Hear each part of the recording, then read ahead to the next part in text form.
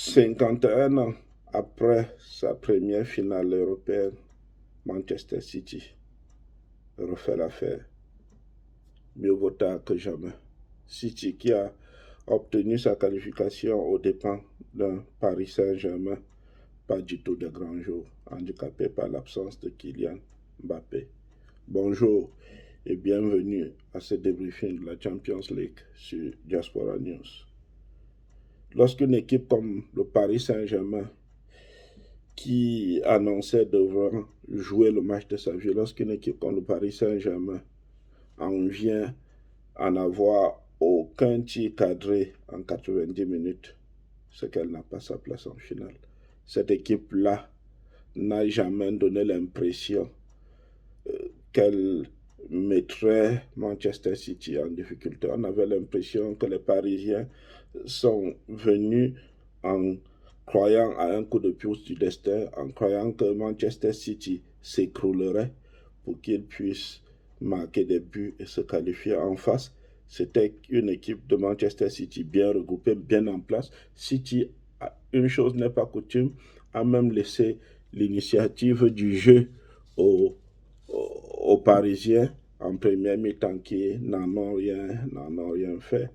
Le Paris Saint-Germain, vraiment sans plan de bataille, un Neymar brouillon, une équipe complètement désemparée. On a eu l'impression en aucun moment que le Paris Saint-Germain venait tout donner pour se qualifier. Bravo à Manchester City qui a véritablement démontré qu'elle avait une philosophie du jeu. Bravo à Pep Guardiola qui a su trouver les joueurs qui passaient au système qu'il voulait mettre en place. Bien que ce match pourra avoir une troisième mi-temps, l'UEFA devrait ouvrir une enquête pour savoir exactement ce qui s'est passé. Verratti et Paredes accusant l'arbitre hollandais Kuipers de leur avoir glissé du fuck you, ce qui n'est pas normal si cela s'avérait être vrai sur un terrain de foot, surtout venant d'un arbitre qui devrait être un exemple. Côté top et flop, du côté du Paris Saint-Germain, bien évidemment, le flop, c'est Florenzi. Florenzi qui était complètement hors sujet, qui était le côté mou de la défense du Paris Saint-Germain, côté par lequel Manchester City marchait comme sur un boulevard. Le deuxième flop, c'est Icardi qui a été titularisé pour pallier à l'absence de Mbappé, mais qui était invisible. 14 balles touchées jusqu'à son remplacement. Avec de tels stats, on voit mal comment le Paris Saint-Germain aurait pu se qualifier. Le troisième flop, c'est l'ensemble de l'équipe qui n'a véritablement pas démontré qu'elle avait vraiment envie de se qualifier. Même Di Maria, qui jusque-là était l'un des moins mauvais à la 70e minute, presque à la 70e minute, lorsqu'il prend son carton rouge consécutif à un énervement inutile, on comprend qu'à ce moment, les carottes sont cuites. Bonne chance aux Citizens de Pep Guardiola. La seconde demi-finale d'aujourd'hui, le second match retour oppose Chelsea au Real Madrid. Chelsea qui était allé, malgré une domination en première mi-temps, ne prendre que le match nul sur la pelouse du Real Madrid. Le Real qui viendra aujourd'hui gonfler à bloc.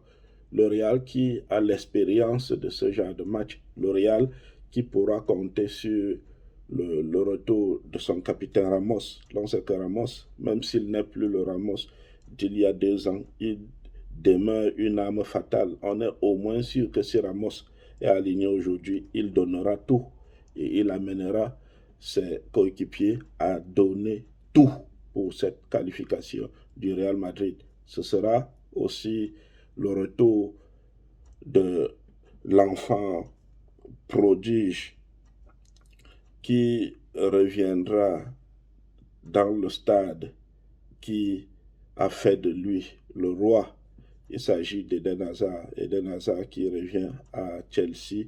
Ce sera un instant d'émotion forte. On ne sait pas s'il sera aligné d'entrée. Lui qui a écrit les plus belles pages de cette équipe et de cette ville-là.